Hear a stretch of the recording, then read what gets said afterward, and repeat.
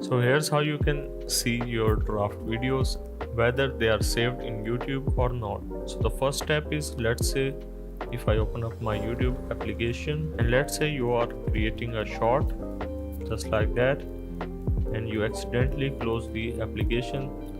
So what you have to do is to go back to your application and again tap on create short, and as you can see there is an option of continue your draft video. So you just have to tap on continue and there is your draft video saved in the YouTube, but it's the one time option. Let's say you don't have access to the YouTube draft anymore.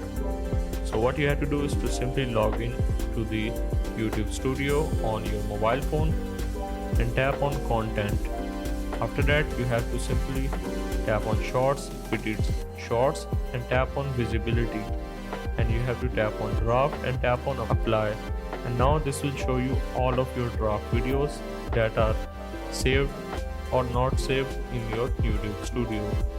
Hope this helped. This is how you can see your draft videos that are saved in YouTube.